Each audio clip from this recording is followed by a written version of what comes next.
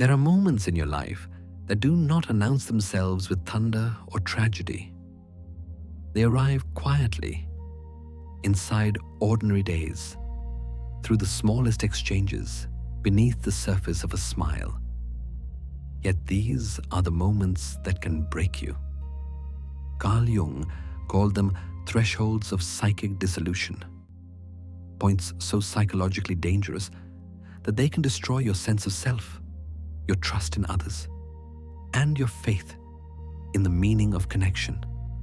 You will not see them coming. You will simply wake up one morning and feel something inside you slipping. The light you used to give so easily now feels heavy. The empathy that once made you human now feels like your greatest vulnerability.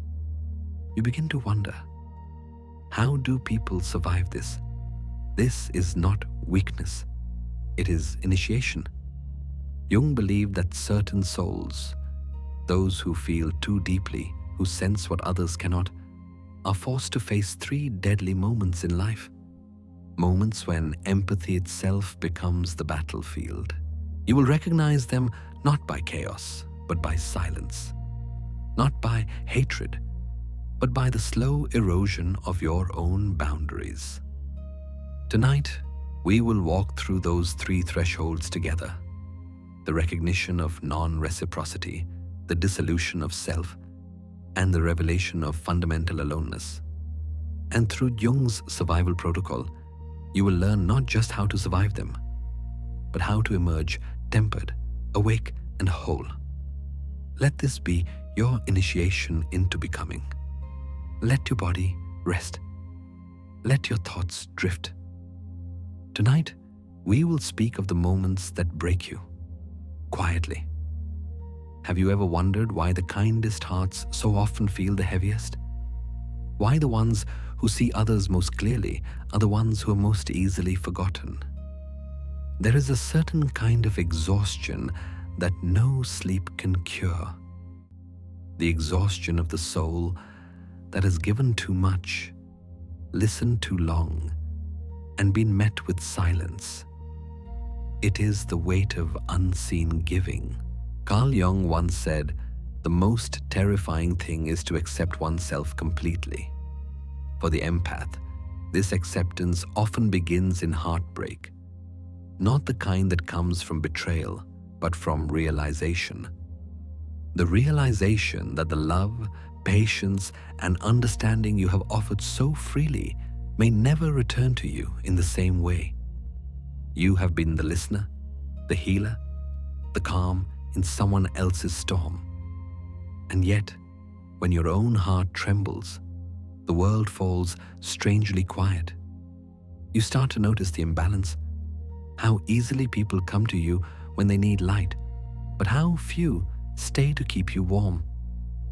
It is not cruelty, it is blindness.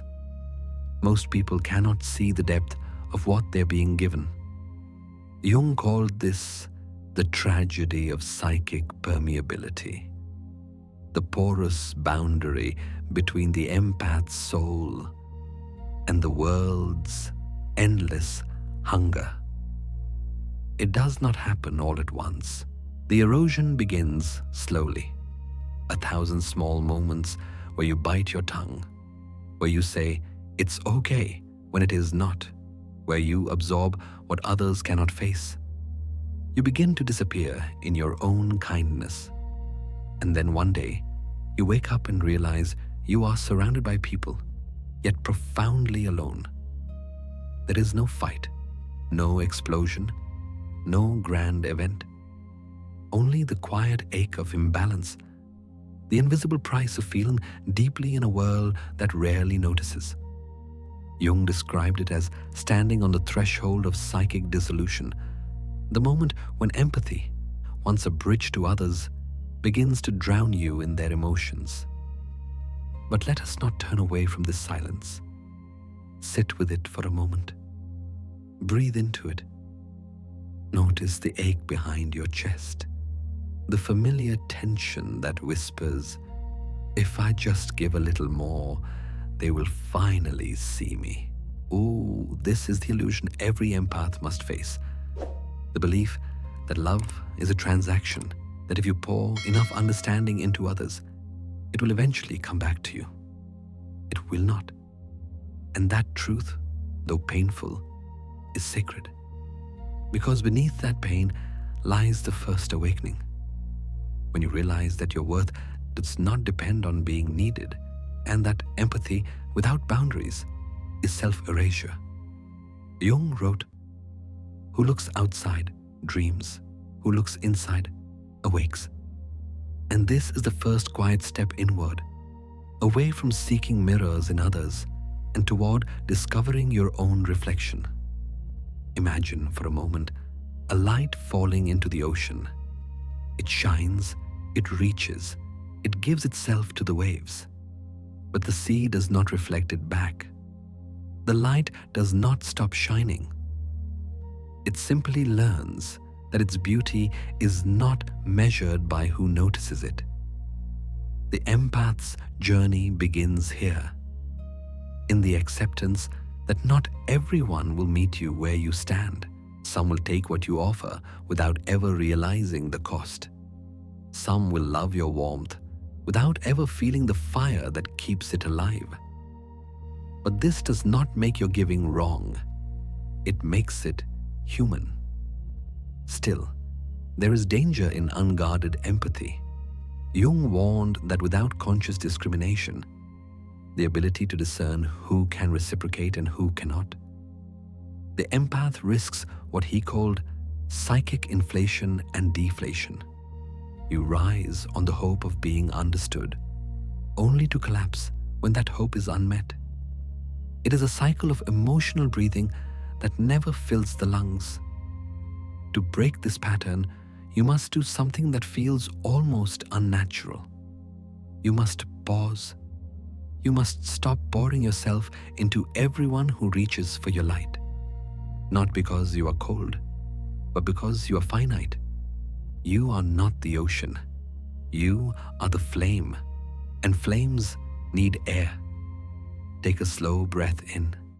Feel the space within you expand, not for someone else, but for yourself. Let the silence between breaths remind you that giving and receiving are not the same act.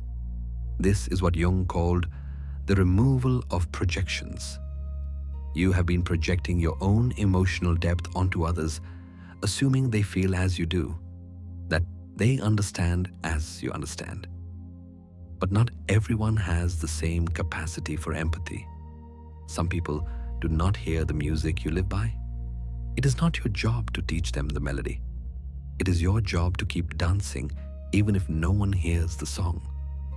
So tonight, let the imbalance reveal its lesson. Let the silence speak. You are not being punished for your kindness. You're being refined by it. The world is showing you where your energy belongs and where it does not. There will always be those who cannot return what you give. That does not mean you have failed. It simply means they are not your mirror. You are allowed to rest now, to stop explaining, to stop carrying the weight of unseen giving. Because even the brightest stars burn silently when no one looks up, and still they shine. And yet, after all the giving, after all the nights spent being the quiet strength in other people's storms, something begins to shift. You start to feel the subtle ache of realization that perhaps what you thought was mutual understanding was, in truth, a reflection of your own heart shining back at you. You have been holding up a mirror made from your own compassion, and others have only seen their faces in it, never yours. This is where Carl Jung's mirror appears. He once wrote about a patient, a woman who had spent years in a friendship built on what she believed was deep emotional reciprocity. She was the listener, the comforter, the calm center. And she truly believed her friend felt the same way, that their connection was built on mutual empathy. But one day, when life finally pressed too hard and she reached out for help, her friend turned away. There was no cruelty in it, just a quiet absence, a quick change of subject, a silence that said more than words ever could. In Jung's journals, he described her revelation as devastating, a collapse of an inner world. She told him, "I thought she saw me. I thought she understood." And Jung, listening quietly, recognized this as a critical moment, what he called the removal of projection. You see, projection is not always about what we dislike in others. Sometimes it is about what we most beautifully believe. We project our own capacity for depth, empathy, and understanding onto the people we love, assuming they feel as we do, that they care with the same intensity, that they listen with the same reverence. It is not arrogance, it is innocence. It is the natural belief that others share the same emotional language. But one day, that mirror cracks. And when it does not shatter loudly. It breaks in silence. The shattering is internal. A soft implosion where your illusions fall like dust inside you. This is not just heartbreak. It is revelation. You begin to see that what you thought was a reflection of shared understanding was, in fact, your own light, bouncing back from a surface that could never hold it. Jung said, "Until you make the unconscious conscious, it will direct your life and you will call it fate." And this is that moment when you see your unconscious assumptions for what they are. The unconscious hope that if you love deeply enough, the world will love you in the same way. It will not. And yet, there is beauty in that truth. Because now you are seeing clearly, maybe for the first time. The illusion is gone. The mirror is broken, but what remains is real. Take a breath. Breathe. You are not wrong for feeling deeply. You are simply speaking a language they never learned. This realization hurts. Yes, it is supposed to.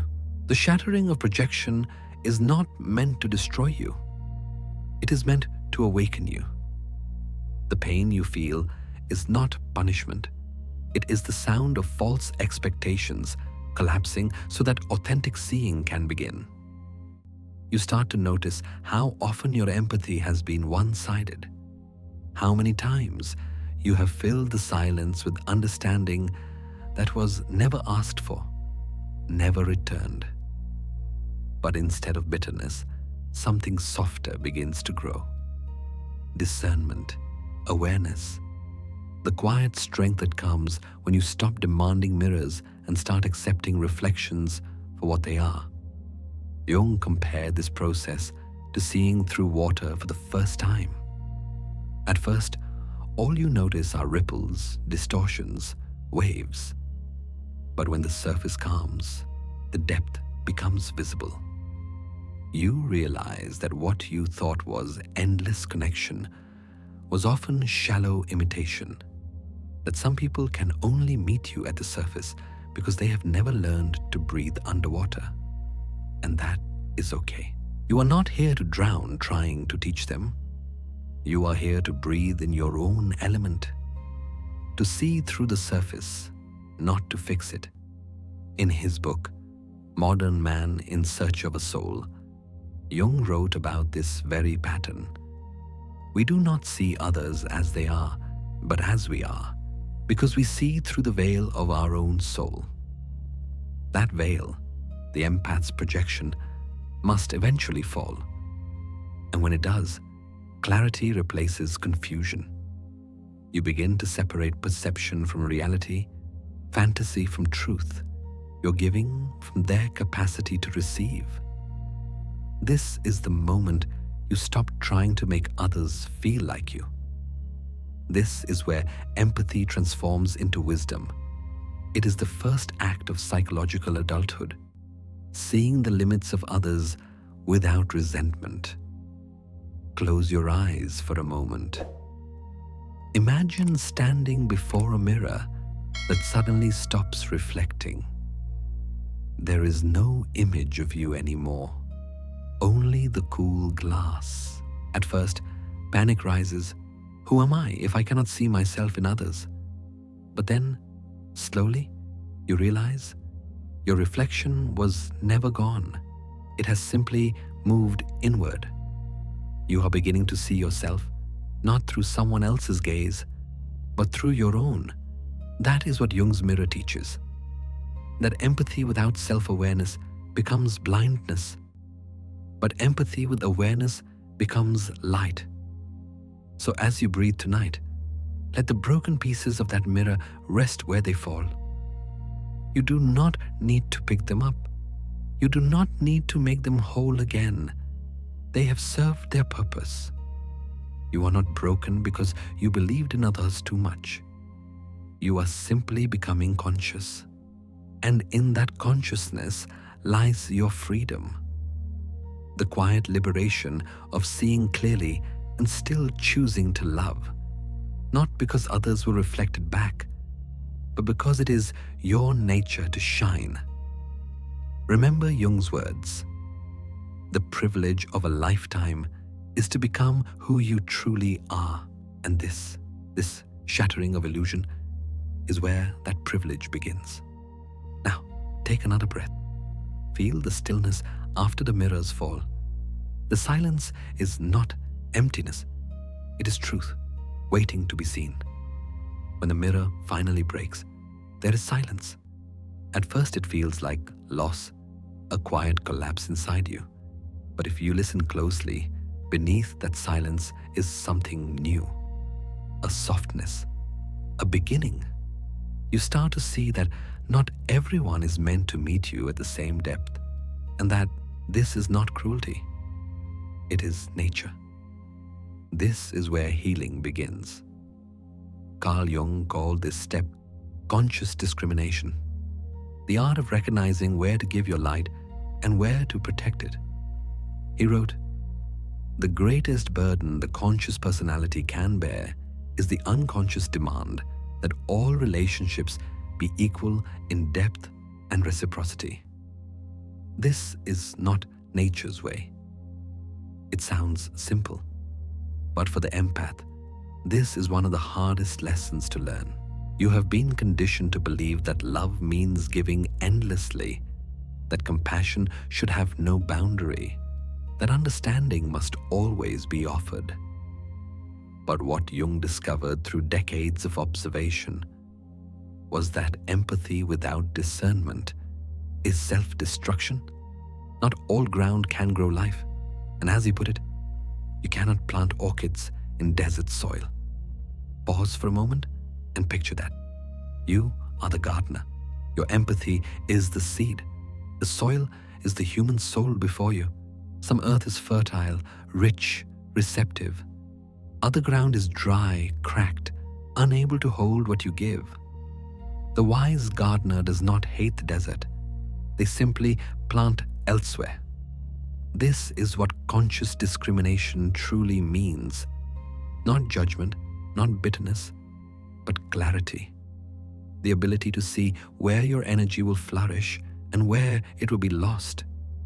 You may still give, but give where life can return to you. Take a breath here. Feel the relief of that truth. Notice how it softens the edges of your exhaustion. You are allowed to be selective. You are allowed to protect what is sacred within you. In Jung's own language, this practice was an act of individuation, the process of becoming whole by integrating awareness. When you discern with consciousness, you step out of unconscious identification with others. You stop confusing the emptiness with your purpose. There is peace in that separation. For too long, you may have believed that being spiritual, being kind, being good, meant being endlessly available. But Jung would remind you that differentiation, the recognition of boundaries, is not the opposite of love. It is the foundation of real connection. Think of it this way. The sun shines on everything, but not everything grows. Some things are not ready. Some things are not meant to. The sun does not dim itself. It simply continues its course, knowing the seasons will decide what blooms. So too must you. This is the spiritual maturity that comes after the breaking of projection. The moment when you stop taking others' incapacity personally. You no longer ask, why can they not love me the way I love them?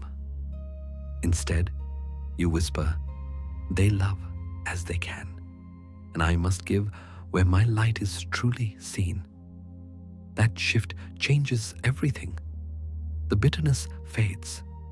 The need to fix or to prove dissolves.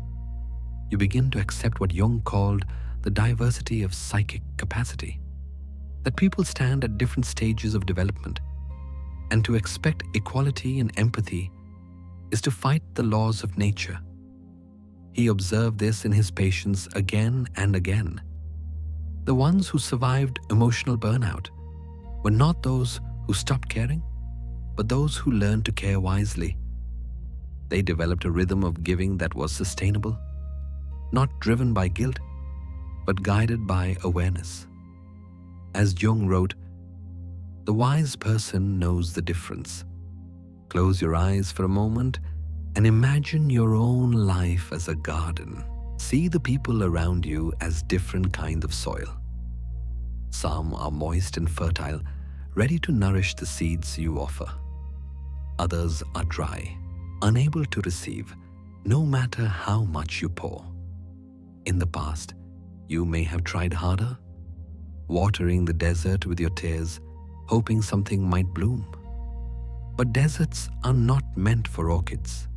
They have their own quiet beauty, the resilience of survival, the sculpted silence of stillness. But they are not your home. The world doesn't need you everywhere, only where you can bloom. Say that again in your mind. Let it settle like warm air in your chest. The world doesn't need you everywhere, only where you can bloom. This is not selfishness. It is self-respect. When you practice conscious discrimination, you begin to reclaim your empathy as a gift instead of a wound. You no longer chase reciprocity in barren places. You stop mistaking emotional unavailability for a test you must pass. You begin to redirect your care toward those who can meet it with presence. And when you do, something changes inside you. The exhaustion lifts. The quiet resentment that once clung to your kindness begins to fade. In its place grows peace, the kind that does not depend on being understood, but on being true to yourself. Jung described this as the movement from inflation and deflation, the swinging between overgiving and despair into balance. You no longer rise and fall on other people's responses. You remain centered in your own soil. So tonight, let this be your quiet practice. Before you give, pause. Before you reach, breathe. Ask yourself, is this soil alive? Can what I give here return to me in some way? In gratitude, in growth, in shared presence? If the answer is no, do not give less love. Give it elsewhere. It takes courage to do this, to walk away from dry ground, to stop trying to make barren places bloom. But in time, you will see. This is how empathy becomes sustainable. This is how you honor both your depth and your limits. You do not need to shine in every room. You do not need to be the healer in every story. You only need to be where your light can truly live. So breathe deeply now. Feel the warmth of your own heart returning to you. The world is vast, and somewhere out there, the right soil is waiting. The people who can see you, who can meet you, who can water your spirit as you have watered theirs. They exist. You just have to stop scattering your seeds in places that cannot receive them. And when you finally do, when you begin to plant wisely, to give consciously, you will notice something extraordinary. Your garden would start to bloom again. The colors will return. The balance will return. The peace will return. Because this is the secret Jung left for those who feel too deeply. That empathy, guided by awareness, does not drain you. It nourishes you. And in that nourishment, you begin to grow. Quietly, beautifully, and without apology. You have learned slowly how to give only where life can return to you. You have felt the peace of planting in the right soil, the relief of no longer scattering your energy into emptiness. But healing, like everything in Jung's world, moves in spirals, not straight lines. Because once you stop overgiving, another truth begins to rise from the silence. If you are not what others need you to be, then who are you? This is the beginning of the second threshold, the slow, quiet exhaustion of always becoming someone else. Take a breath. Imagine standing in a long, dimly lit corridor lined with mirrors. Each mirror reflects a different version of you. The friend who always listens, the colleague who never says no, the child who makes peace, the partner who keeps things calm. You walk past each one, feeling both recognition and distance. Every reflection looks like you, but none of them feels like home. This is the shapeshifter's weariness, the fatigue of constant adaptation. Carl Jung called this the persona, the mask we wear to face the world. In 2 essays on analytical psychology, he wrote, "The persona is a complicated system of relations between individual consciousness and society. Fittingly enough, a kind of mask, designed on the one hand to make a definite impression upon others, and on the other to conceal the true nature of the individual. You have spent years perfecting this mask. It has protected you, helped you survive, helped you belong. You have learned to read every room, to become what each person needs until you vanish. There is a strange kind of safety in being liked by everyone. It feels like connection, but it is actually containment. You learn how to adjust your tone, your smile, even your opinions, just enough to stay within the comfort zone of others. But deep down, a question begins to echo. If they only love the version of me that pleases them, do they love me at all? This is not vanity. It is the existential hunger of the self to be seen. Jung believed that one of the greatest dangers to the human psyche was over-identification with the persona. When the mask becomes fused with the face, the real self, the ego in its authentic form, begins to dissolve. He wrote, "The persona is a semblance, a two-dimensional reality to be distinguished from the three-dimensional person. You can perform kindness, perform confidence, perform empathy. But the performance, no matter how flawless, cannot replace presence.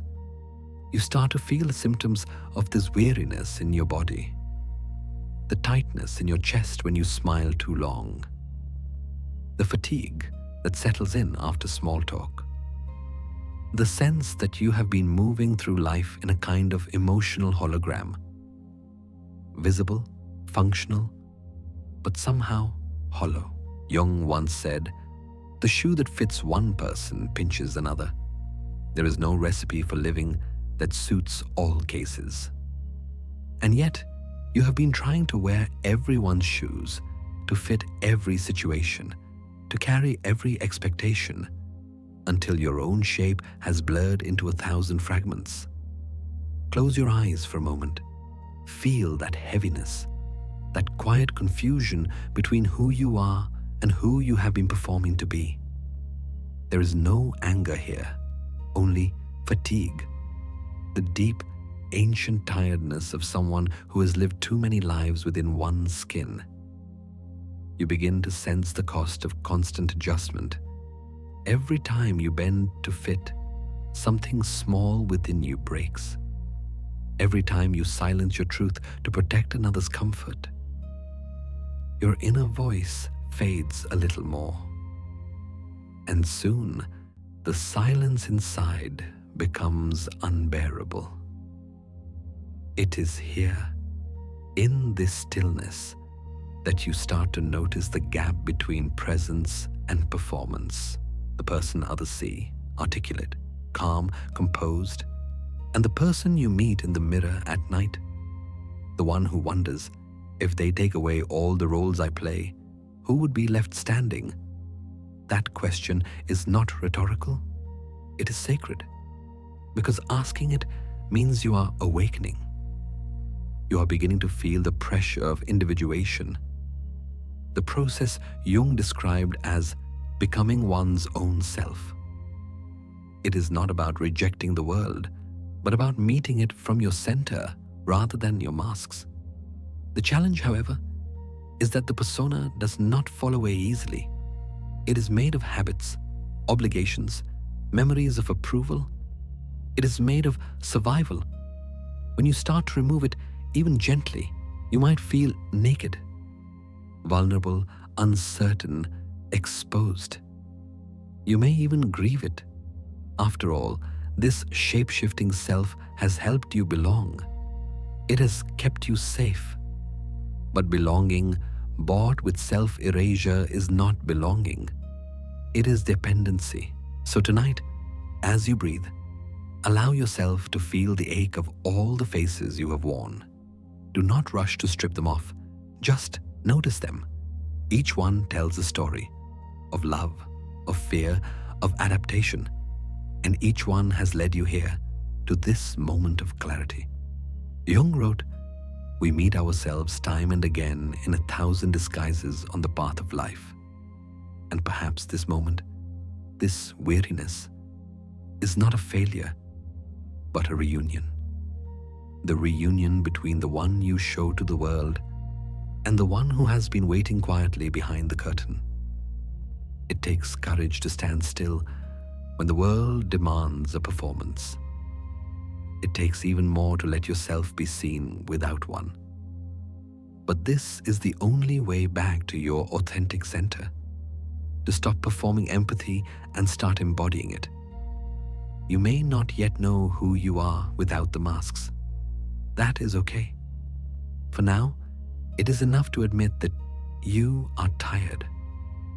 Tired of editing yourself to fit. Tired of being the peacekeeper, tired of managing other people's emotions while neglecting your own. In that weariness lies the first whisper of freedom. Because when exhaustion becomes unbearable, something within you finally says, enough. And that enough, whispered quietly in the dark, is not resignation. It is the beginning of remembering. Remember this as you rest tonight. The self you are trying to find has never left you. It is simply buried under layers of adaptation. And every moment of awareness, every sigh, every pause, every breath uncovers it a little more. So breathe deeply now. Let the mirrors fade. Let the reflections soften until only one remains. The one that looks back at you with quiet knowing. You are still here. And that, as Jung would say, is the beginning of individuation. The slow, sacred return to the person you were before the world told you who to be. You have stood before the mirrors long enough. You have seen the 1,000 faces you have worn. The helper, the peacekeeper, the listener, the strong one. You have felt their weight, their usefulness, and their quiet exhaustion. But now, a deeper truth begins to surface. It is not just that you wear the mask. It is that somewhere along the way, you started to believe the mask was you. This, Jung warned, is the most dangerous trap of all. He called it the persona trap, the moment when the protective identity we build for the world fuses with our sense of self. In 2 essays on analytical psychology, Jung described it clearly. The persona is that which in reality one is not, but which oneself, as well as others, think one is. At first, the persona is necessary. It allows us to function, to connect, to adapt. It is the polite smile in public, the voice of reason in conflict, the professional composure that helps us survive. But the danger begins when we start mistaking this social performance for the entirety of who we are. You have spent years refining that performance, becoming reliable, calm, likable, the one who never causes waves. You have built your life around maintaining harmony, and yet, deep inside, a quiet voice asks, when did I stop being real? Jung wrote that the ego dissolution, the breakdown of authentic selfhood, begins not in chaos, but in adaptation. It begins when the outer image becomes so strong that the inner voice fades. The more we invest in the mask, the less we recognize the face beneath it. Sometimes the bravest act is to remove the smile that keeps you safe. Take a breath. Feel how simple and heavy that sentence is. For the empath, the thought of disappointing others, of being misunderstood, feels almost unbearable. You have built your identity around being what others need. But Jung would tell you, that is not individuation. That is imprisonment. He once warned, the world will ask you who you are, and if you do not know, the world will tell you. It is a haunted truth. The world loves the version of you that serves its needs. The endlessly kind, endlessly available, endlessly accommodating self. But what happens when that performance becomes too tight? When it starts to suffocate the living, breathing person underneath? Imagine a lake at dawn. The water is still and a mask floats upon its surface, smooth, smiling, undisturbed. Beneath it lies your true face, quiet and waiting, unseen by the world, unseen even by you.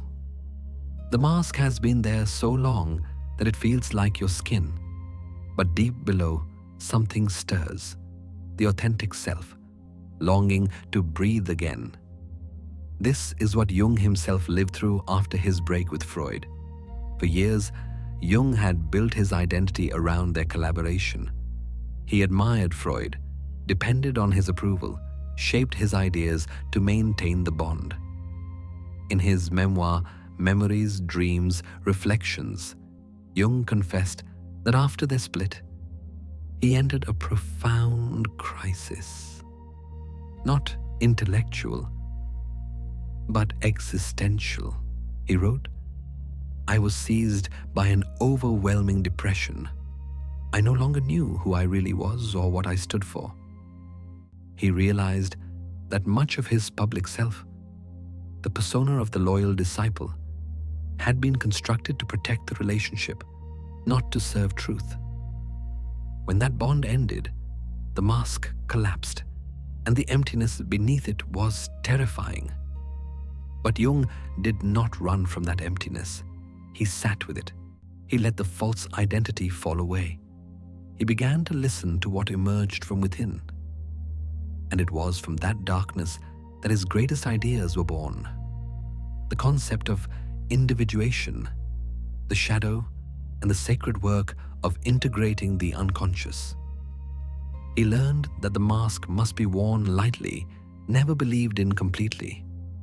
The persona is not evil. It is a tool. It helps you survive the world. But it must not rule you. Because the moment you believe the mask is real, you begin to disappear behind it. You lose the ability to distinguish between who you are and who you pretend to be.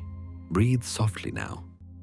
Feel that recognition within yourself, the part of you that smiles through exhaustion, the part that agrees to things you do not want, the part that says, "I'm fine," when you are anything but.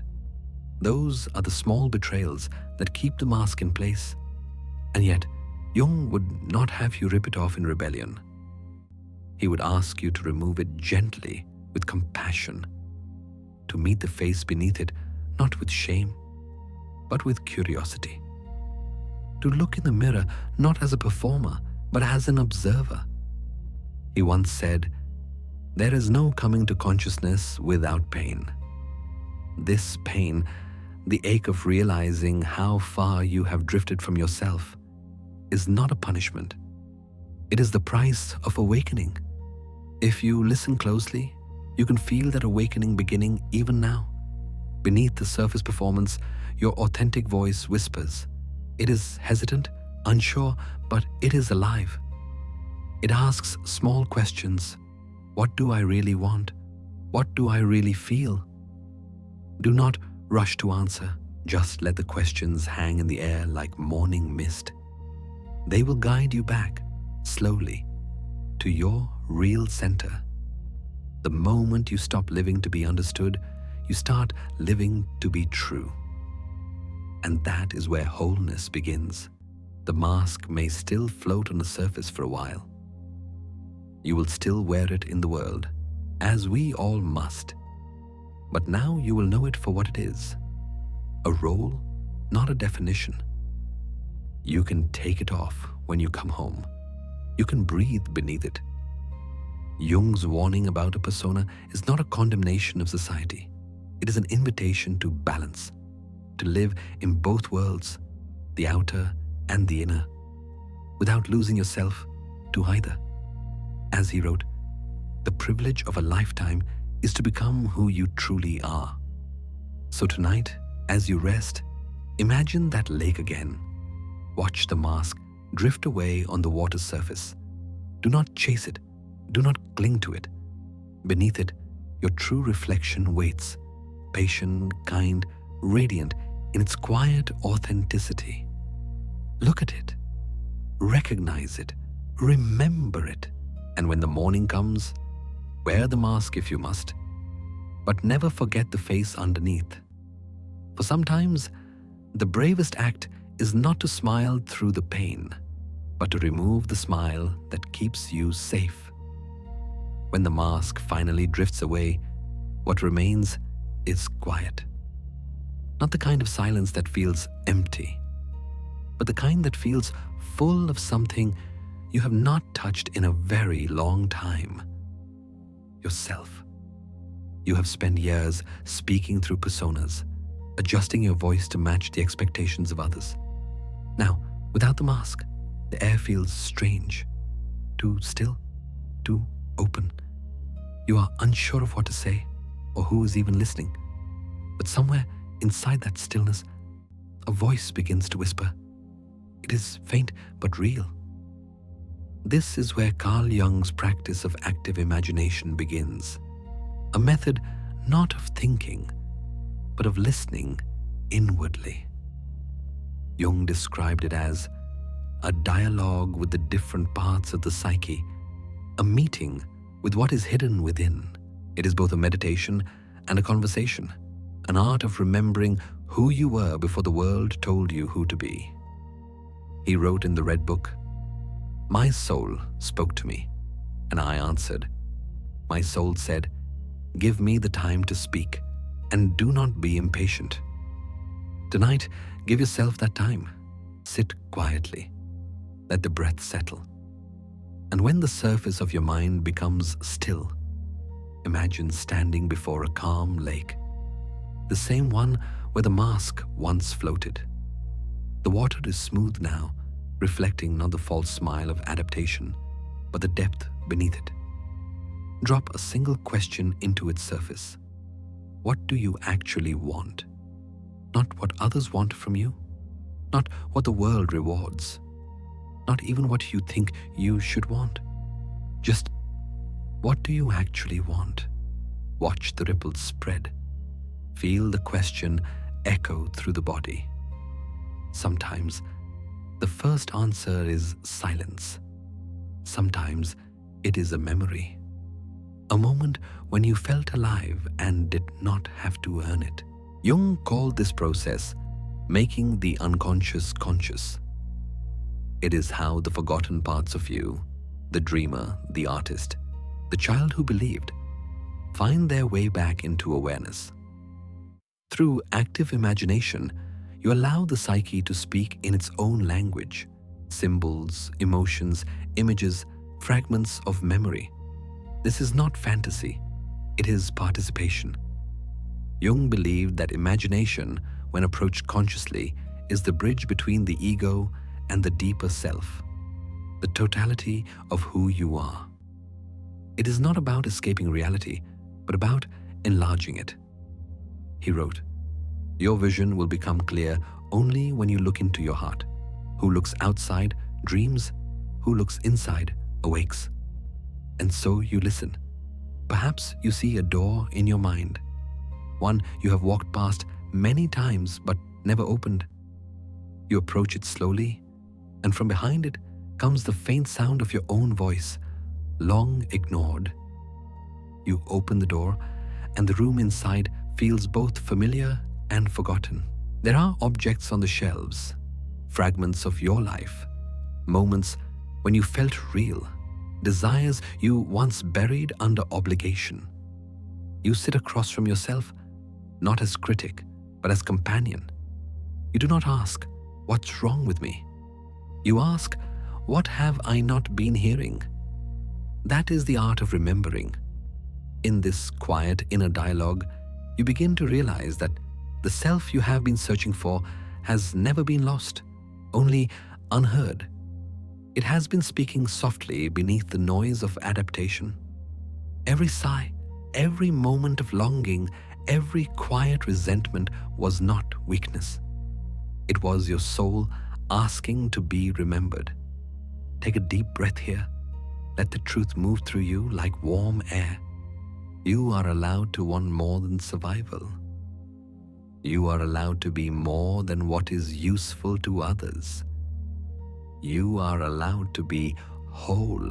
Jung used to guide his patients through the same practice, asking them to visualize their inner figures, the neglected child, the wise elder, the inner critic, the creative soul, and to speak with them not as illusions, but as living voices within. Through these conversations, fragments of the psyche began to reunite. He described this process as a psychic reconciliation. The dialogue with the unconscious is a living relationship. What is separated is brought together again. This is the purpose of active imagination, not perfection, not control, but integration. To sit with every part of yourself, the one who smiles too much, the one who hides, the one who dreams, and say, "I see you, I hear you, you can come home now." There is something profoundly healing in that moment. You no longer feel like a collection of fragments. You begin to sense continuity again, a thread connecting all versions of you through time. The tension that once filled your body starts to ease. The mind, once cluttered with performance, begins to rest. You do not need to fix yourself tonight. You only need to listen. Imagine again the lake, calm, still, infinite. Above it, the moon casts a silver path of light. A drop of water falls, soft, deliberate, and ripples across the surface. That drop is your truth, your voice, your essence. You realize you do not need to shout to hear it. You only need to become a patient listener to your own silence. Jung wrote, "The soul speaks in images that the heart understands, but the intellect cannot translate. So let your heart translate now." What image arises when you think of peace? What color feels like home? What memory still breathes within you when everything else grows quiet? These are not random. They are messages, soft echoes from your inner life, reminding you of who you are. When you begin to trust these whispers, something sacred happens. You stop waiting for the world to recognize you. You start recognizing yourself. The loneliness that once haunted you begins to shift into solitude, a space that is not empty, but alive. You find that you no longer fear silence. You crave it, because within that silence, you meet the one person who has never left you, your true self. Breathe in deeply. Let that realization settle. Feel the warmth of self-compassion spreading slowly through your chest. You have spent so long trying to earn your place in the world. Now, for the first time, you are simply allowing yourself to be. And this quiet return to yourself is what Jung meant by wholeness. Not perfection, not escape. Wholeness. So as you drift towards sleep, remember, you are not lost. You are remembering. You are not broken. You are integrating. And the voice you hear within you is not an illusion. It is the beginning of homecoming. As Jung said, to recover yourself, you must become a patient listener to your own silence. Tonight, let that silence hold you, and let yourself rest in the most sacred act of all, the art of remembering yourself. After the quiet work of remembering yourself, there comes a stillness that feels different. It is not the peace of resolution, but the calm that follows a deep awakening. You begin to live more honestly, more inwardly. You hear your own voice again. You start to recognize your real needs, your limits, your truth. But soon, another realization arrives, subtle at first, then sharp like a cold wind through an open window. You notice that even as you grow more authentic, even as you love more deeply and speak more honestly, there remains a distance no one can cross. And that distance is consciousness itself. Jung called it the unbridgeable gap between souls. It is not a failure of love or empathy. It is the nature of existence.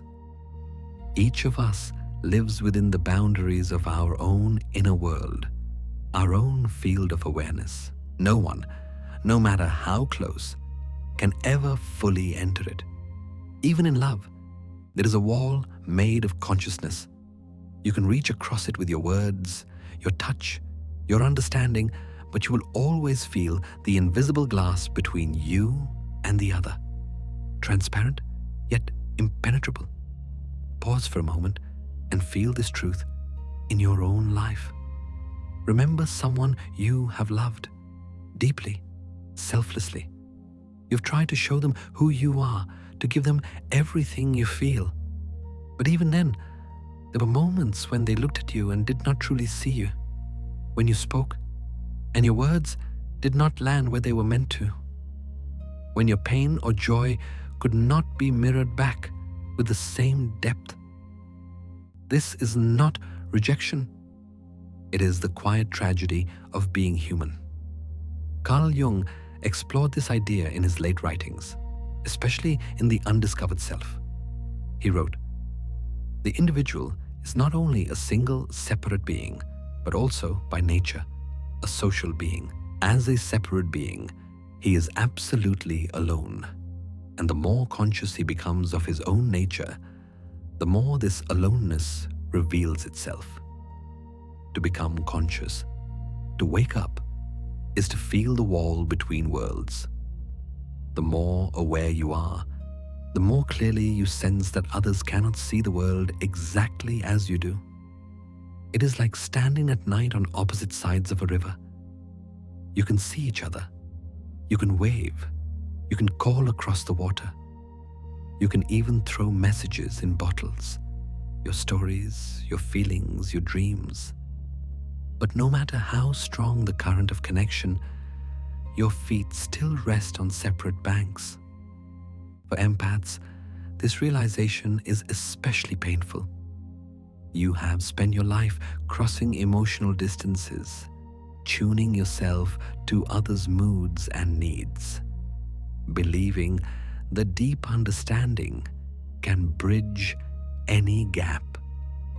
You have built your sense of worth on your ability to feel what others feel, and now you are asked to accept the unbearable, that no matter how much you care, you will never fully know another soul, nor will they ever fully know you. There is a kind of existential sorrow in this, not despair, but a soft, aching recognition. Jung did not see this as a flaw in human nature. He saw it as a law of consciousness. Every psyche is its own cosmos, vast and self-contained. And like galaxies, we may come close, our gravitational fields may intertwine, but we never merge entirely. He wrote in Mysterium Conjunctionis, "The meeting of two personalities is like the contact of two chemical substances. If there is any reaction, both are transformed." Transformation, yes. But fusion? Never. Because to truly merge with another, one of you would have to disappear. And love, Jung believed, was never meant to erase, only to illuminate. So tonight, if you feel that distance, even with the one you love most, let yourself feel it fully. Do not run from it. It is not proof that something is wrong. It is proof that you exist. The gap between souls is not a punishment. It is the sacred boundary that keeps each consciousness unique. It is what makes your inner world yours alone. Your dreams, your fears, your strange, beautiful way of seeing. Imagine again the two souls standing on opposite banks of the river. The night is quiet. The moonlight rests gently on the water between them. They do not try to cross.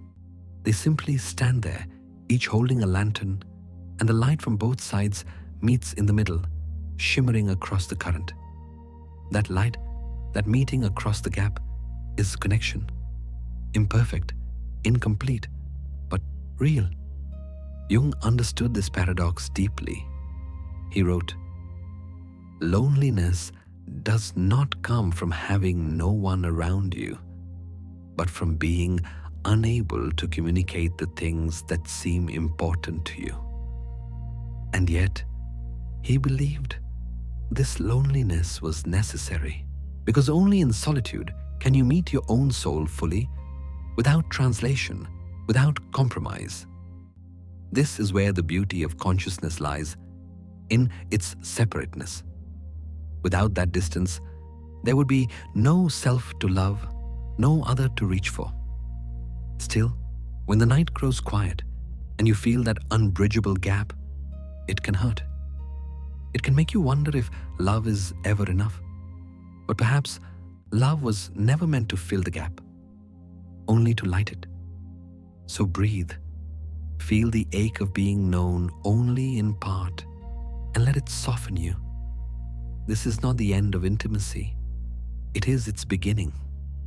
Because when you stop trying to merge completely, you start to truly see the other as they are, not as your mirror, not as your reflection, but as their own mystery. Jung often said that true relationship begins when two people stand apart, yet turn toward each other with full awareness. He called this the union of opposites, a connection that honors difference, not denial.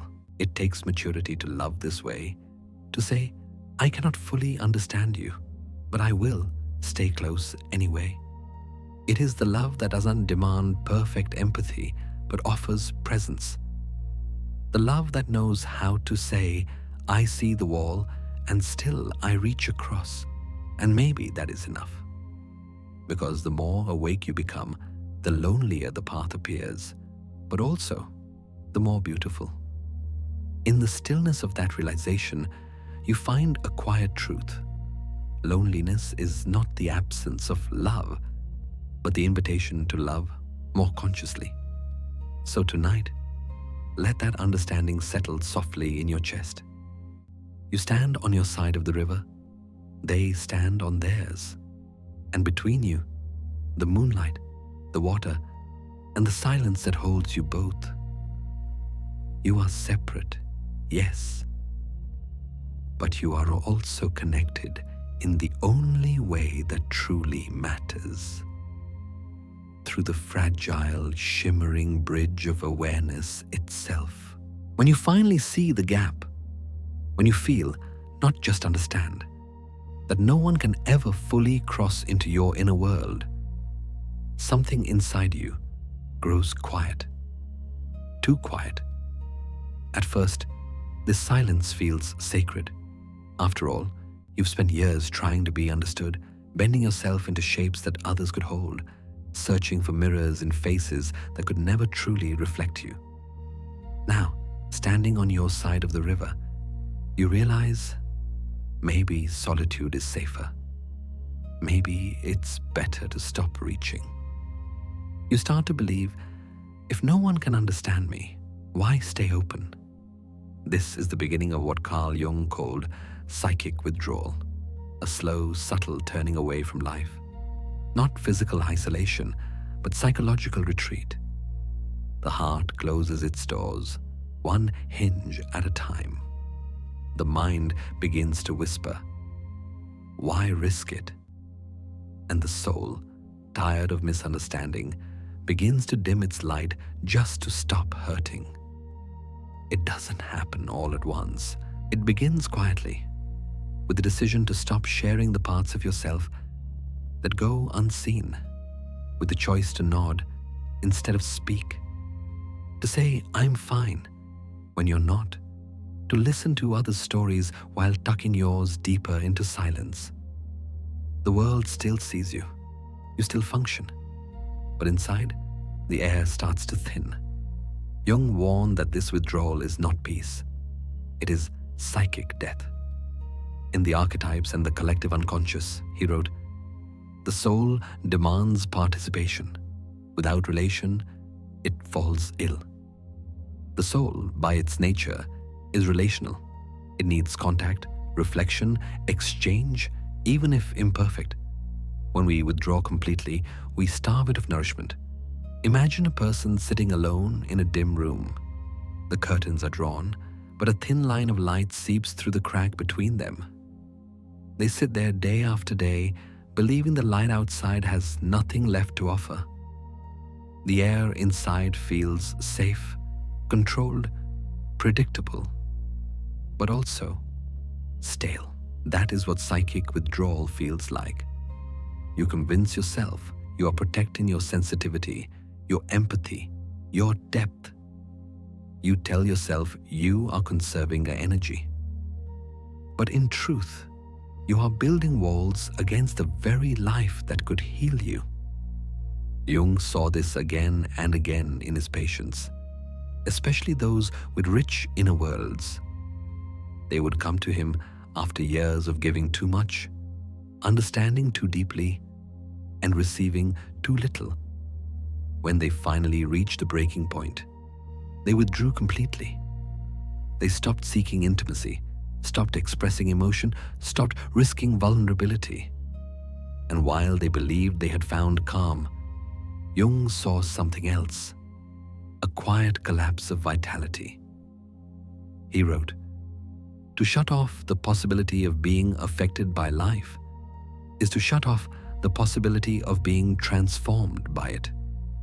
In other words, to stop feeling is not safety. It is an early death. Take a slow breath here. Let that settle. You might recognize this pattern in yourself, that impulse to pull back from connection when it starts to hurt. That small, invisible retreat you perform when disappointment becomes too familiar. You begin to build a fortress of self-sufficiency, convincing yourself you do not need anyone. But that fortress soon becomes a tomb. Jung would remind you, the walls that protect you also imprison you. He compared the psyche to a house with many rooms, some bright, some dark, some filled with dust. When you close all the doors to avoid pain, you also seal off the rooms where joy, inspiration, and meaning live. So, what do you do when the temptation to withdraw comes? When life feels too sharp, too indifferent, too unreachable? You begin by doing something paradoxical. You turn inward, but not to hide. You turn inward to keep the fire alive. You remember the truth that Jung discovered in his own darkest hours. The sole purpose of human existence is to kindle a light in the darkness of mere being. That light is not found through isolation. It is found through awareness, through staying conscious even when you want to sleep through the pain. Close your eyes for a moment. Imagine that dim room again, the one with the curtains drawn and the single crack of light. See yourself sitting there, weary, withdrawn, convinced that safety lies in stillness. And then imagine standing up, slowly, quietly. You walk toward the window and pull the curtain back just an inch. The light is soft, not harsh. It touches your face gently, and for the first time in a long time, you feel warmth. That warmth is life calling you back. You do not need to throw the windows open or shout into the world. Just allow a little more light to enter. A single honest conversation. A walk outside where the air touches your skin. A quiet journal entry that begins with the words, "I'm still here," because you are. The temptation to withdraw is, at its core, a longing for safety. But true safety, Jung believed, does not come from closing off the world. It comes from building an inner structure strong enough to remain open in it. He wrote, "The creation of something new is not accomplished by the intellect, but by the play instinct acting from inner necessity." The something new he spoke of can be as simple as this: staying open one more day. Every time you choose openness, even in small ways, you affirm your aliveness. And yes, it hurts. Yes, it will sometimes disappoint you again. But as Jung taught, the soul's purpose is not comfort. It is expansion. You expand by remaining available to life, to its beauty and its pain, its connections and its distance. You expand by refusing to harden. So, if you have been sitting in that inner room for too long, if you have been mistaking numbness for peace, let this be your gentle reminder. Closing is not safety. It is only early death. You are not meant to live behind the glass. You are meant to stand at the window, eyes open, heart beating, even if no one fully understands what you see. Jung once said, "No tree can grow to heaven unless its roots reach down to hell." That means your darkness, your withdrawal, your pain is not an end. It is a depth from which your next growth begins. Take one last breath. Feel the air move through you. Proof that you are still participating in life, that the world still touches you. You do not need to force yourself to shine. Just keep the windows slightly open. Let the light find you. Because even when no one fully understands your inner world, life still calls your name. Softly, persistently, like sunlight seeping through the smallest crack. And if you listen closely, you will hear it. Come back. The world is still here. So are you. And then, after the long season of silence, after the temptation to withdraw has softened into quiet awareness, something begins to change inside you. The ache that once demanded escape starts to ease. You realize you are not as broken as you thought. You are simply learning how to live with paradox. Because this is the heart of Carl Jung's third survival protocol, acceptance of the paradox. Jung believed that psychological maturity is not about resolving contradictions, but about holding them fully, consciously, and without fear. He wrote in Mysterium Conjunctionis, "The paradox is one of our most valued spiritual possessions.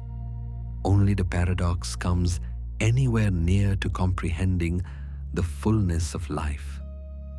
To live is to hold both truth and limitation, both closeness and distance, both connection and aloneness."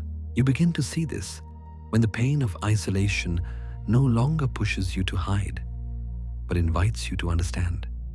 You start to recognize that the gap between souls, the one that once felt unbearable, is not an obstacle to love. It is part of love itself. The river between you and others remains, yes, but the current no longer frightens you. Because now you see that connection does not require crossing. It requires presence. Connection is real even when the gap remains. Imagine two people standing on opposite banks under the night sky.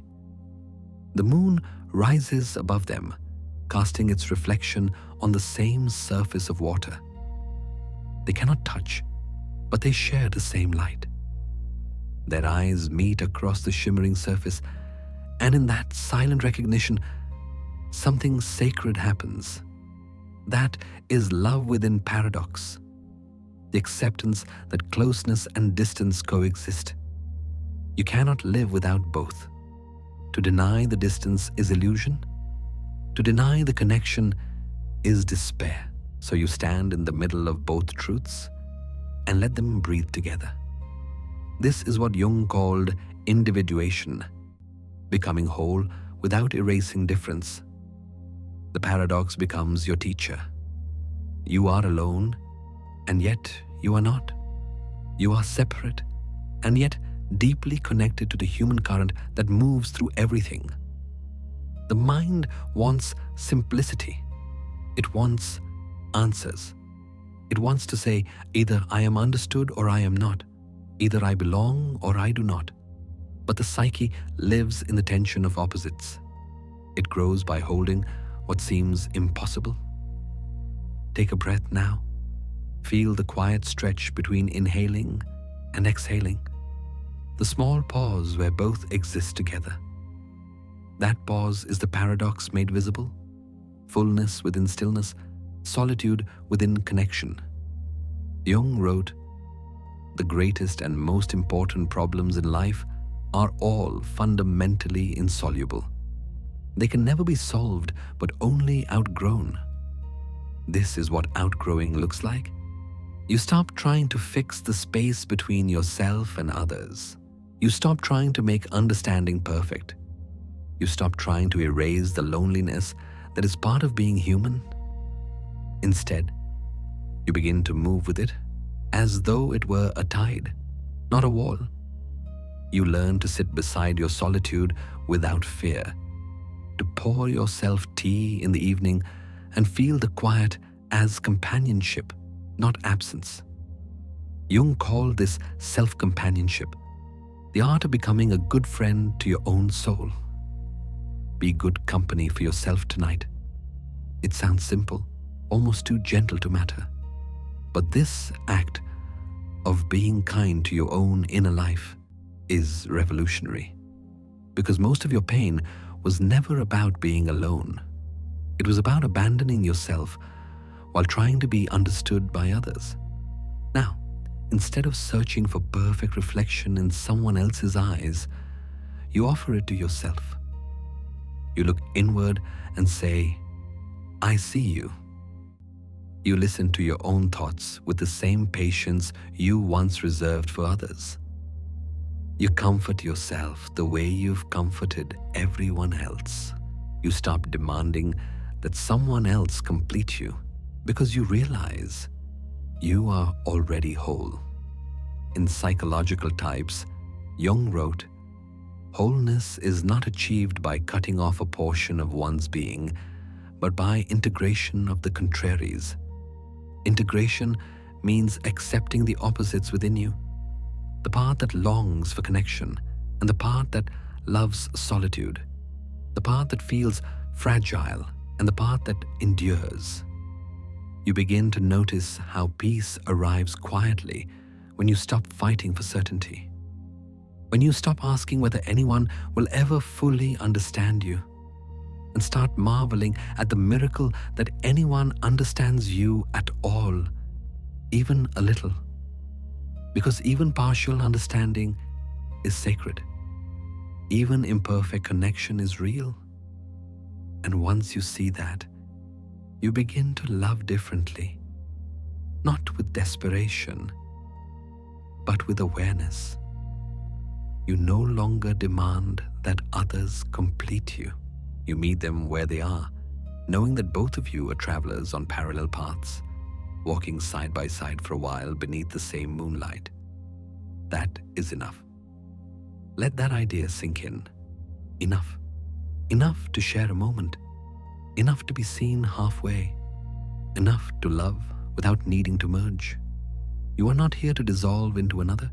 You are here to remain yourself and still open your heart.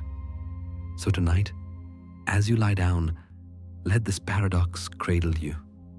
Feel your breath rising and falling like waves against both shores. There is no need to force harmony. It already exists in the rhythm of your breathing, in the space between thoughts, in the moonlight that touches both sides of the river. You are both connected and free. You're both known and mysterious. You are both alone and accompanied.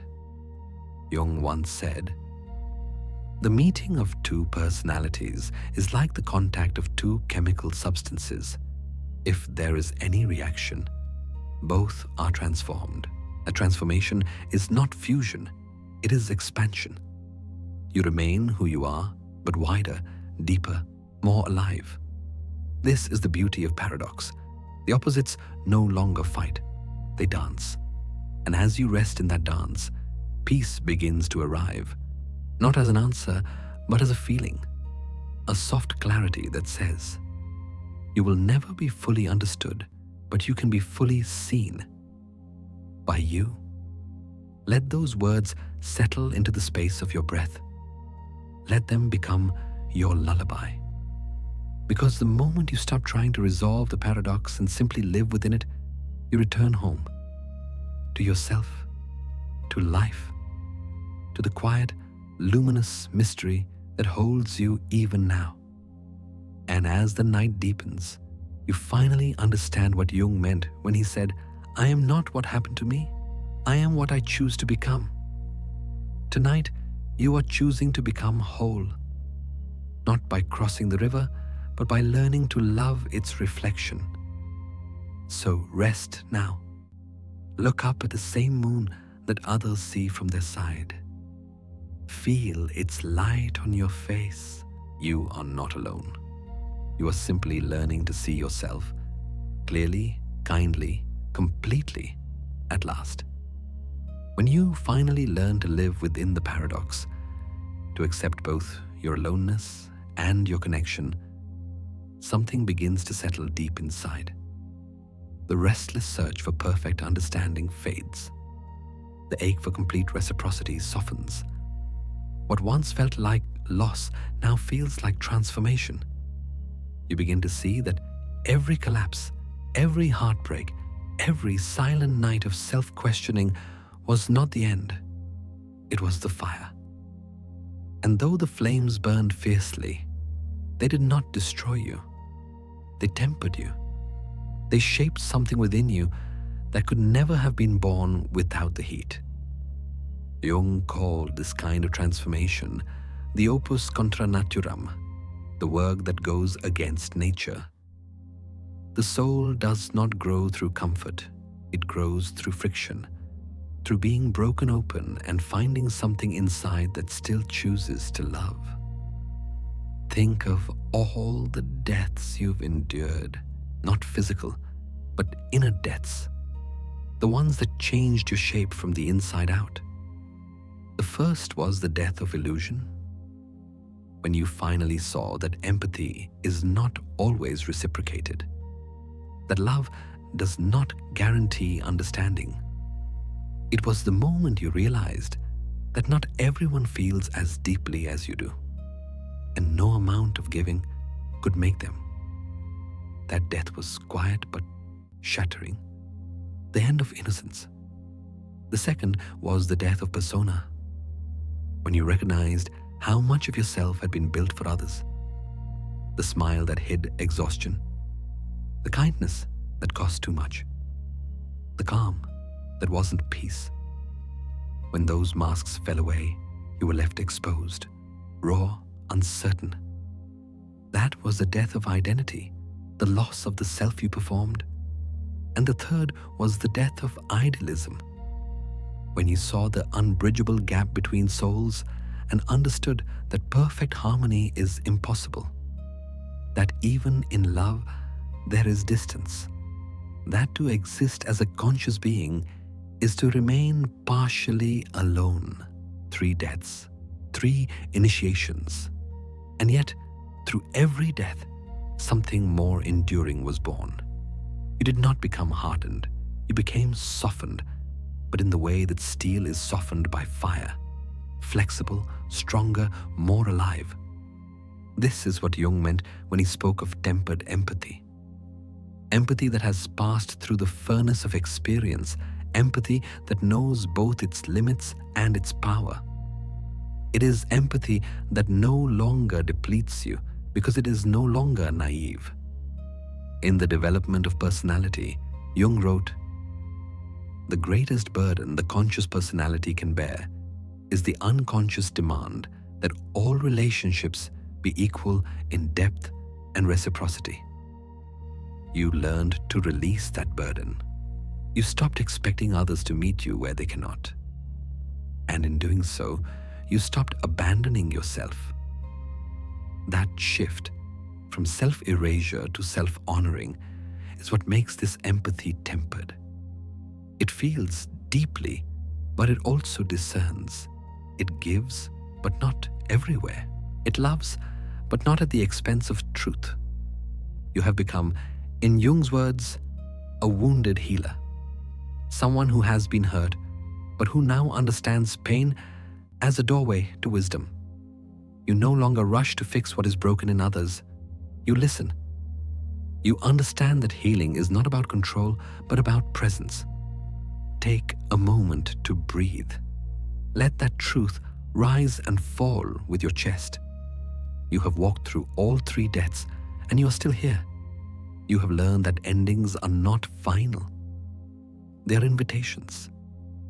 Each time something in you died, something quieter, wiser, more grounded was born. There is gratitude now, not for the suffering itself, but for what it revealed. Jung once said, "There is no coming to consciousness without pain." He was not glorifying suffering.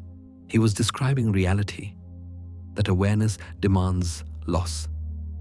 That to see clearly is to let go of illusions that once kept you safe. You have let go of many things. You have lost people who could not meet you. You have lost identities that once defined you. You have lost the fantasy of perfect understanding. And yet, you have gained something infinitely greater, yourself. Not the self that pleases, or the self that hides, or the self that performs, but the self that simply is. The one that watches with calm eyes, feels deeply without drowning, gives without losing its shape. That is the gift of the fire. It burns away what is false so that what is true can breathe. Think of it this way. When gold is refined, it is not destroyed by heat. The fire only removes the impurities that keep it from shining. The same is true for you. Everything you thought was breaking you was actually refining you. And now, as the flames recede, what remains is clarity, not the sharp clarity of intellect, but the soft clarity of acceptance. You no longer need every answer. You no longer chase closure in every wound. You trust the slow alchemy of time. This is the peace that follows transformation, the exhale after the storm. You start to see the world differently. The same people who once triggered your exhaustion now evoke compassion, not pity. You understand that everyone is carrying their own paradoxes, their own unseen battles. You stop judging their blindness because you remember your own.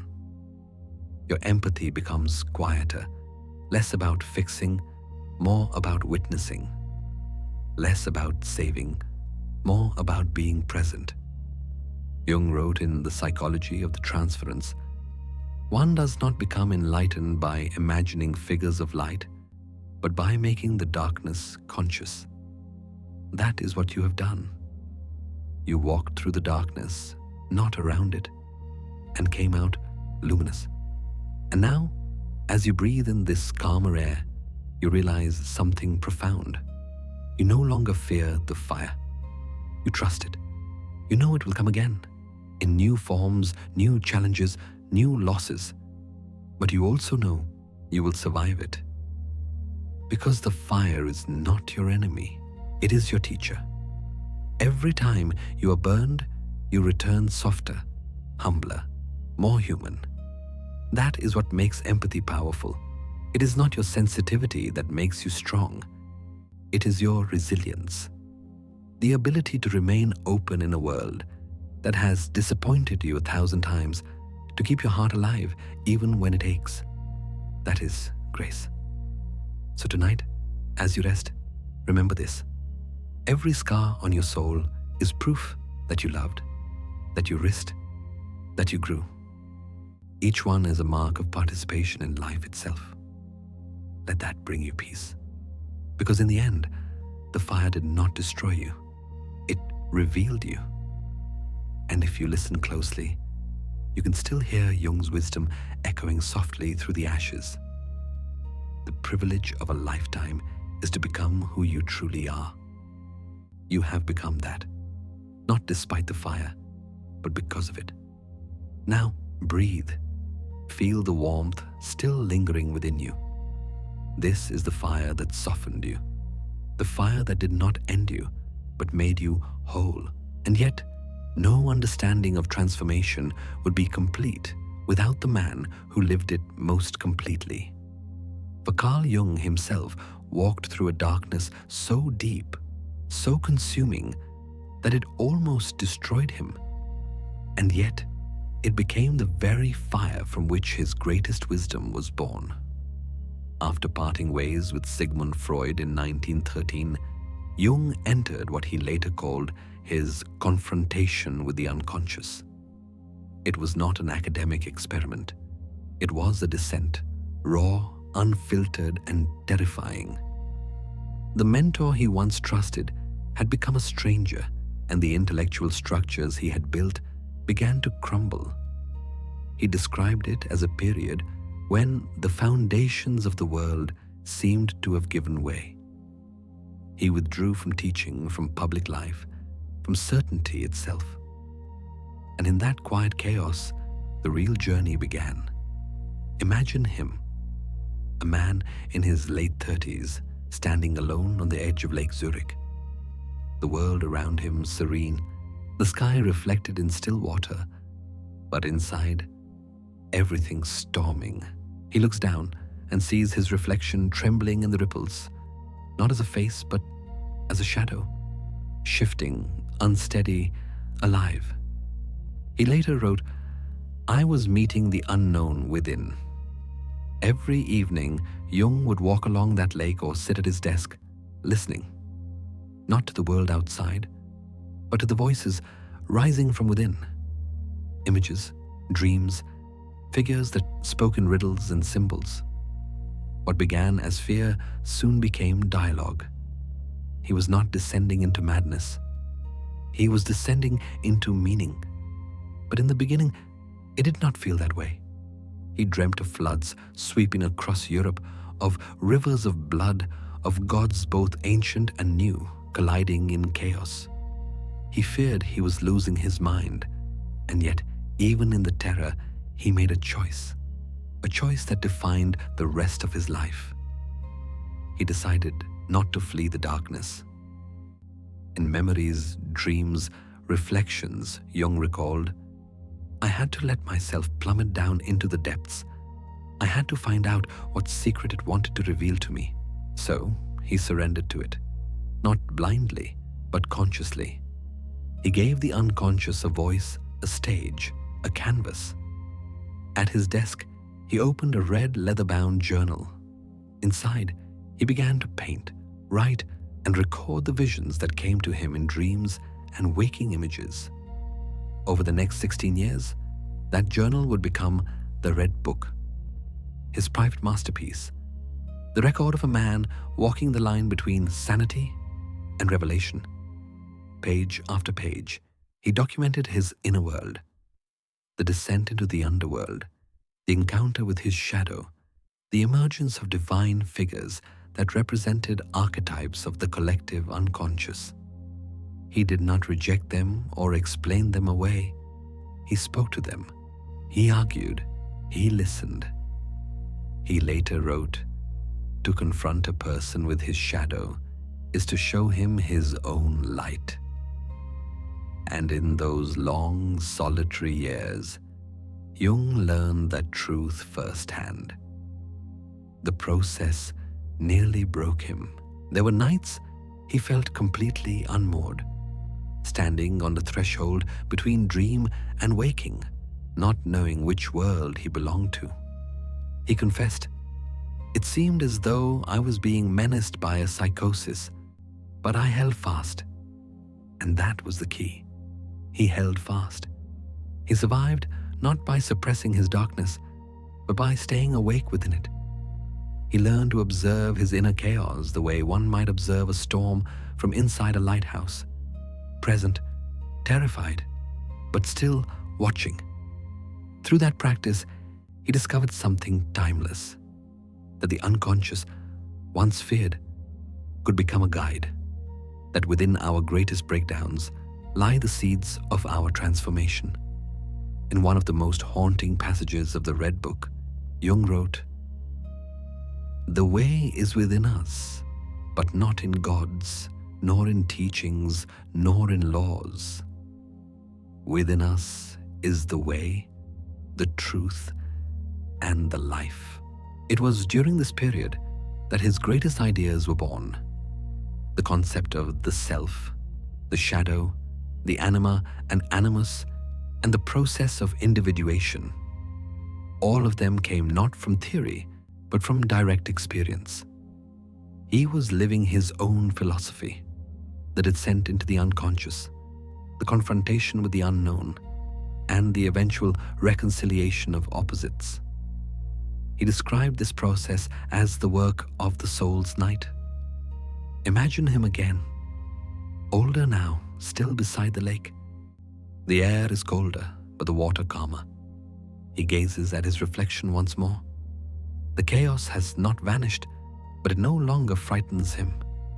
His shadow and his light, once at war, now coexist, two halves of the same whole. He whispers to himself, "I am not what happened to me. I am what I choose to become." That single sentence, quiet, resolute, carries the essence of his philosophy. Jung did not emerge from darkness unchanged. He emerged integrated. He did not heal in the way we often imagine healing. He did not erase his pain or find tidy closure. Instead, he learned to live alongside his complexity, to see his inner world not as something to be conquered, but as something to be in relationship with. And that is what the Red Book became. Not a diary of madness, but a record of reconciliation. A love letter to the psyche itself. In its pages, Jung painted mandalas, circular patterns representing the union of opposites, the wholeness of the self. He wrote dialogues with his soul, with ancient figures of wisdom and chaos alike. He allowed his imagination to speak its truth, even when that truth frightened him. He emerged from those years not as a man who had escaped the dark, but as one who had befriended it. He survived the darkness, not by escaping it, but by staying awake within it. And that is his lasting message to all who walk the same inner path. Do not fear the descent. Do not mistake the chaos within you for failure. The night, if you can remain conscious in it, becomes your teacher. Because when you dare to face your own unconscious, you discover that even in the deepest darkness, something in you remains luminous. A small flame that does not go out. Your awareness, your courage, your soul. Jung's night was long and his solitude immense. But from that night emerged one of the most profound insights in modern psychology. That the light you are seeking is not beyond the darkness, but born from it. And so tonight, if you find yourself standing at the edge of your own lake, staring at the reflection that trembles beneath the surface, remember his story. Remember that the water is not your enemy. It is your mirror. Look down. See yourself reflected there. Shadow and light, fear and wisdom. And whisper the same words Jung might have whispered to himself long ago on that silent shore. This, too, is me. Then breathe. The night is vast, but you are not lost. You are simply learning to stay awake in the dark. When Jung finally emerged from his long night beside the lake, when the chaos inside him softened into understanding, he did not call it healing. He called it initiation. The word means passage, a movement through death into deeper life. And perhaps that is what you too are experiencing. Not an ending, not a breaking, but a sacred transition into a more conscious version of yourself. In the quiet after the storm, Jung wrote to a patient who was struggling to make sense of her pain. You cannot save anyone. You can only light the path with your own example. Those words carry the essence of everything he learned in the darkness. No one can walk your path for you. No one can feel what you feel. But by surviving your own descent, by choosing to stay awake within it, you become a living light for others, still lost in theirs. That is what initiation really is. The discovery that your suffering is not meaningless. It is preparation.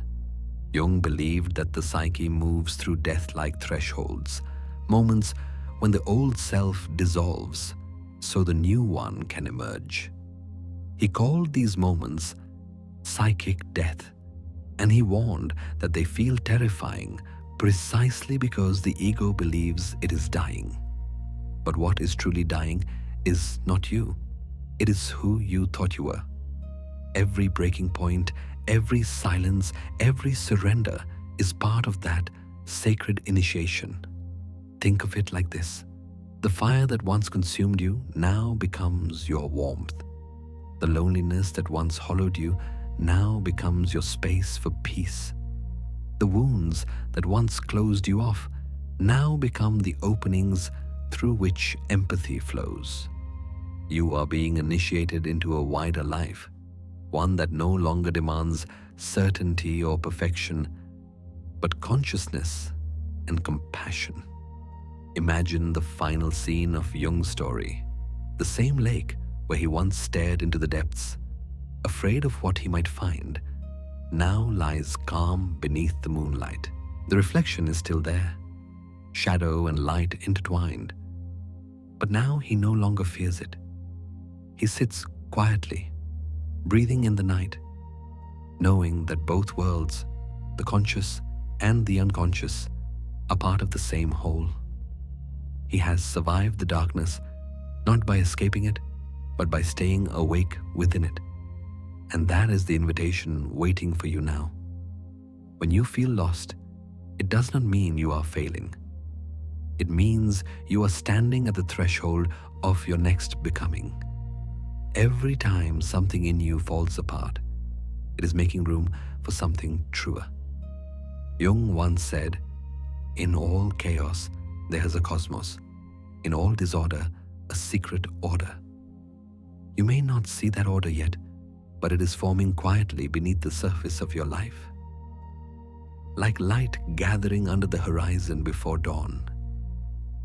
You are not dying. You are being initiated. Let those words settle gently into your breath. Initiation is not glamorous. It happens in ordinary moments, in the quiet decision to face what hurts instead of running from it, in the willingness to let go of what no longer fits, in the simple courage of waking up one more day and choosing awareness over numbness. It is not the heroic leap that changes you. It is the small, conscious steps, the ones that say, "I am still here." Because that is the true mark of transformation, not perfection, but presence. Every person who has walked this path before you, every wounded healer, every seeker, every soul who has faced the mirror and not turned away, has walked through the same fire. They too believed they were dying. They too feared they would not make it through. And yet, they did. And now it is your turn. Take a slow breath in. Feel the air enter your chest, as if the universe itself were breathing through you. Exhale gently. Let go of everything that no longer belongs. This is your initiation, not a ceremony of triumph, but of trust. Trust that you are part of something vast and intelligent, something that uses even your pain to bring you closer to truth. Look back for a moment. Every collapse you've survived, every loss you've endured, has shaped you into someone softer, wiser, and more real. You have walked through illusion, ego, and despair, and each time you emerged more whole. Now, as you sit in this quiet space, you may notice a faint glow, not bright, not blinding, but steady. It is the light you carry after initiation. The kind of light that does not shout, but hums quietly from within, born from the places you once feared to enter. And just like Jung by the lake, you understand now that the darkness was never trying to destroy you. It was trying to introduce you to yourself. Breathe again. You do not have to fix anything tonight. You do not have to prove you've healed.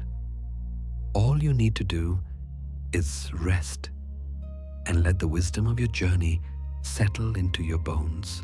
The light you found inside does not need to be loud. It is enough that it exists. Tonight, you might whisper to yourself, "I am not dying. I am being initiated." Let the words wrap around you like a blanket. Feel their weight, their truth, their quiet promise. Outside, the world continues. The moon moves slowly across the water, its light spreading in a thin, trembling line. You watch it ripple and fade. The night grows softer, wider. The air is cool and forgiving. And as you close your eyes, you realize this too is initiation. The moment when you surrender control and allow the universe to hold you. You have carried your light through fire. You have faced the mirror and stayed. You have walked through shadow and found grace. Now it is time to rest. As Jung might say, the privilege of a lifetime is to become who you truly are. And tonight, you are living that privilege simply by breathing, by being, by allowing yourself to exist without defense. So let the mind rest. Let the heart loosen its grip. The night will hold you now. Sleep, not as someone who has been defeated, but as someone who has crossed the threshold. Sleep as the universe rests within itself. whole, infinite, and at peace. And if you wake before morning, let the first thought that greets you be this: you were never dying, you were only becoming. And now, after walking through all 4 thresholds, through the silence, the masks, the loneliness, and the fire, you arrive here, in the stillness of your own being. Nothing left to chase, nothing left to fix, just breath and the quiet rhythm of your own heart. You have seen what it means to break and to rebuild, to lose yourself and then to meet yourself again. You have learned that empathy is not weakness. It is strength refined by suffering, light softened by shadow.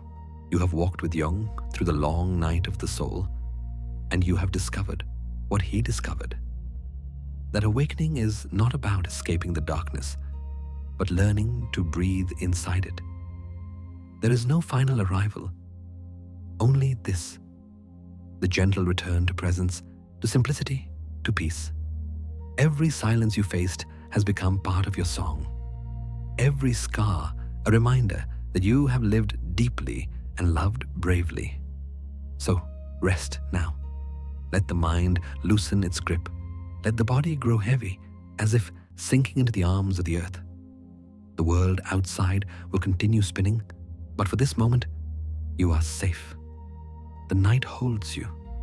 The stars keep watch. The universe breathes with you. You are not alone. You are becoming. Close your eyes, dear soul. Let go of the day and sleep gently, deeply, peacefully. Good night.